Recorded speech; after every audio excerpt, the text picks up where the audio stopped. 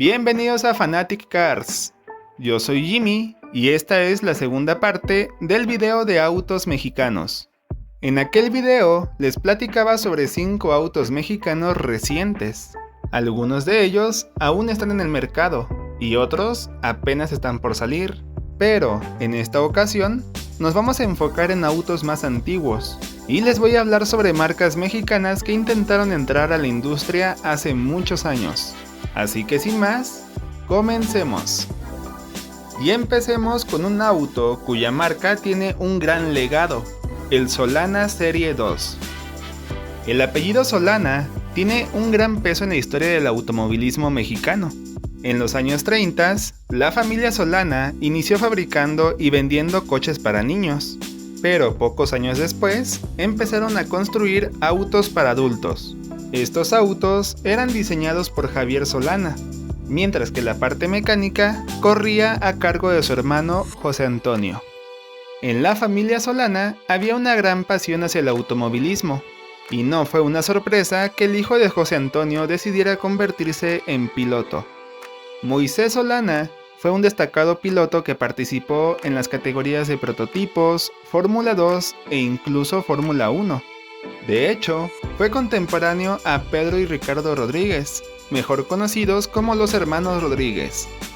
Lamentablemente, Moisés Solana falleció en un accidente en 1969. Obviamente, su familia se sintió fatal y tomaron la decisión de parar la producción de los autos Solana. Aún así, el interés y el cariño hacia los autos seguía latente en la familia. A finales de los 80s, los hijos de Javier Solana tomarían la decisión de revivir a la empresa familiar y junto con su padre diseñaron un nuevo auto, el Solana Deportivo Serie 2. El Serie 2 fue presentado en el Gran Concurso de Elegancia que se celebra en Huixquilucan, Estado de México. Tiene un gran parecido con el Caterham, pero en realidad es una reinterpretación al auto que le dio la primera victoria a Moisés Solana. Está construido artesanalmente, y aunque su diseño es muy parecido al modelo original, tiene una mecánica más moderna y avanzada. Su motor es un 4 cilindros 1.8 litros con 60 caballos de fuerza, y está acoplado a una transmisión manual de 4 velocidades. Además, es un auto muy ligero, pues tan solo pesa 710 kilos. Actualmente, el Solana Deportivo Serie 2 se encuentra en el Museo Solana, un museo privado conformado por una modesta colección de autos Solana para niños, deportivos y de carreras. Los autos Solana son considerados como uno de los primeros autos mexicanos, y son recordados porque mantuvieron la esencia de un coche de carreras en un auto para calle. El siguiente, tal vez es el menos conocido de esta lista, es el DM Nacional Landau de 1951. La empresa DM Nacional fue fundada por Antonio Ruiz en 1933. DM son las siglas de Distribuidora Mexicana y era un fabricante de muebles para oficina. En los años 40, la empresa tuvo un gran crecimiento y se posicionó como una de las líderes en su segmento. Y en 1950, DM Nacional sorprendió a la prensa al anunciar que además de sus muebles, fabricarían automóviles. Antonio Ruiz decidió tomar el chasis y motores de marcas americanas y fusionarlos con carrocerías al estilo europeo, para así crear algo único en el mercado. Eran autos hechos a la medida de los clientes, y sus precios eran muy elevados. En 1951, DM Nacional hizo un auto para un cliente tejano y lo llamó Landau. Estaba construido sobre la base de un Chrysler Imperial, pero el diseño de la carrocería estaba inspirado en los autos franceses de esa época. Tenía un motor 8 cilindros de 5.3 litros, con 135 caballos de fuerza y una transmisión automática de 4 velocidades. Lamentablemente, DM Nacional tuvo muy pocos clientes. No se sabe con certeza cuántos autos se fabricaron en total. Algunas fuentes afirman que fueron 6, mientras que otras aseguran que fueron 15. El hecho es que se perdió el rastro de la mayoría de ellas. El DM Nacional Landau fue encontrado en el 2017 en pésimas condiciones y fue subastado ese mismo año. Actualmente, se sabe que el Landau se encuentra en Tampa, Florida, pero se desconoce si su dueño ya terminó de reconstruirlo o si sigue trabajando en él.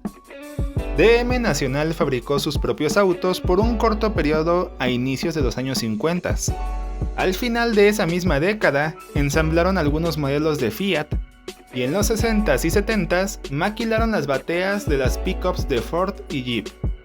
DM Nacional fue una marca mexicana que hizo autos muy exclusivos, y al día de hoy son muy buscados por coleccionistas en todo el mundo. El siguiente auto es una marca más reconocida. Es el BAM Lerma de 1981. Todo comenzó en 1946, cuando un grupo de inversionistas fundaron Willys Mexicana, un distribuidor de los vehículos Willys, que actualmente conocemos como Jeep.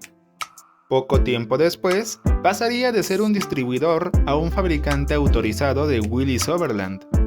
En 1960, Willys Mexicana llegó a un acuerdo con la marca AMC para importar, ensamblar y producir sus autos en México. 3 años después, en el 63, el gobierno mexicano tomó el control de la empresa y le cambió el nombre a Vehículos Automotores Mexicanos, mejor conocida como BAM. Las acciones de BAM se repartían en un 60% para el gobierno mexicano y un 40% que se repartía entre AMC y Kaiser Jeep. Gracias a este acuerdo, BAM podía importar y fabricar autos de AMC y Jeep, y podía hacer algunas variaciones en carrocerías o motores para adaptarse mejor al público mexicano. La planta de BAM se ubicaba en la Ciudad de México, mientras que la fábrica de motores en el municipio de Lerma. De ahí es donde surge el nombre del auto del que les quiero hablar, el BAM Lerma. Era un auto creado por ingenieros mexicanos, producido en México y vendido exclusivamente en este país. Se ofreció en carrocería de 3 y 5 puertas y equipaba un 6 cilindros 4.6 litros de 129 caballos de fuerza. La mayoría de los componentes del Lerma eran nuevos, desarrollados de forma exclusiva para este modelo, lo que elevó sus costos de producción y su precio final. El Lerma no tuvo la aceptación que la marca esperaba, y hubo 2 limitantes principales que frenaron su éxito. El primero fue el precio.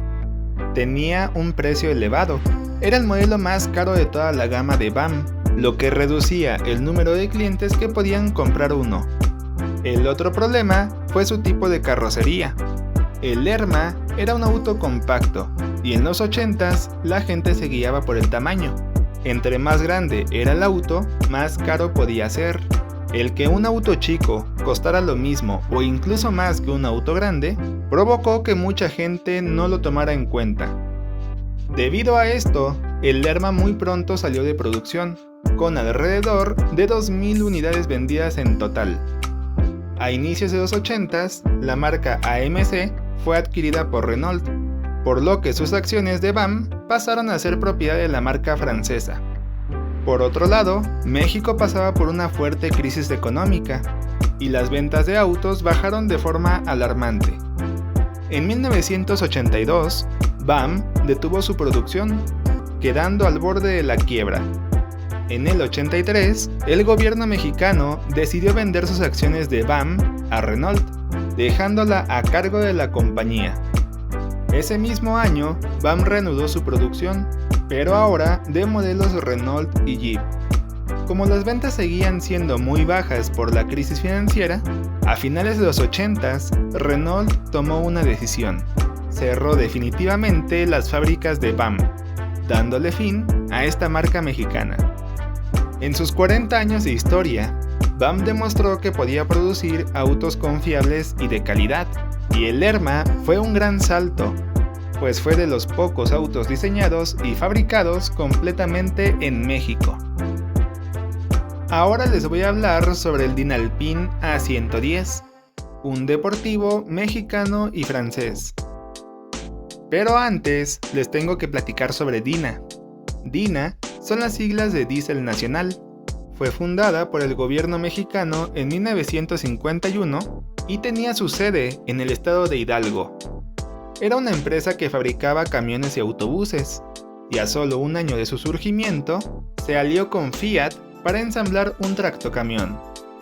Al poco tiempo, DINA comenzó a producir autos de la marca, entre ellos el Fiat 600, pero esa relación no iba del todo bien, y en 1960, Fiat y DINA se separaron definitivamente. DINA no tardó mucho en encontrar un nuevo aliado, pues en ese mismo año cerró un acuerdo con una marca americana para producir camiones pesados de carga hasta mediados de los 70s. También en 1960, DINA se asoció con Renault para fabricar vehículos y autopartes. Entre los autos producidos estaban los modelos 4, 5 y 8. En esa época, Renault tenía una división deportiva llamada Alpine, la cual tenía el modelo A110, que estaba haciendo mucho ruido en la prensa internacional.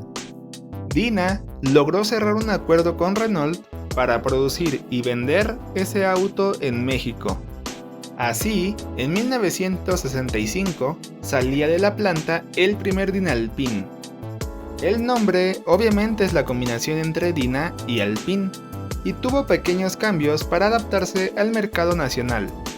Además, todos sus componentes eran producidos en México, por lo que se promocionaba como el primer deportivo mexicano. Se ofrecía en carrocería coupé, convertible y GT, y estuvo en producción durante 9 años. Lamentablemente, no tuvo las ventas que esperaba, y en total se vendieron alrededor de 700 unidades.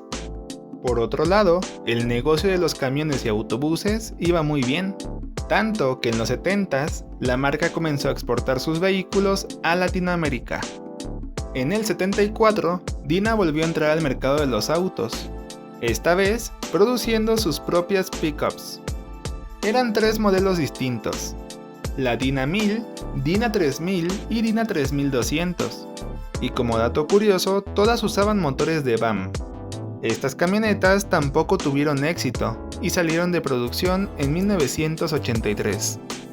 Hay que recordar que en los 80s hubo una crisis económica en México, por lo que el gobierno tuvo que poner en venta a DINA. DINA fue adquirida por un grupo de inversionistas mexicanos, quienes le inyectaron capital a la marca, y con nuevas estrategias le hicieron crecer como nunca antes. Pero en el 94, otra crisis económica azotó al país, y a pesar de los esfuerzos que hicieron para salvar a la marca, en el 2001 cerraba su planta y se declaraba en bancarrota. Afortunadamente, esto no acabó aquí, pues en el 2008 otro grupo de inversionistas traían de vuelta a DINA. Actualmente, DINA sigue produciendo camiones y autobuses para México y varios países de Latinoamérica. Pero los fanáticos de los autos no olvidaremos aquel deportivo que una vez se atrevieron a producir. El último auto del que les voy a hablar en este video es el FANASA 230 de 1967. Pero antes un poquito de historia. En 1916, el ingeniero alemán Karl Borgward fundó su propia marca de autos, llamada Borgward. Tuvo varios modelos emblemáticos, pero en realidad nunca fue un éxito comercial. En 1961, Borgward se declaró en quiebra, y de inmediato fue adquirida por un grupo de inversionistas mexicanos. Como dato curioso, uno de esos inversionistas era Gregorio Ramírez, el fundador del Grupo Industriales Ramírez, una marca mexicana que producía camiones, autobuses y pickups. Los empresarios mexicanos organizaron el traslado de la fábrica de Alemania a México, porque cabe resaltar que los nuevos dueños no solo compraron el nombre, sino que adquirieron la fábrica completa, con más de 9,000 toneladas de equipo, máquinas y todo tipo de materiales.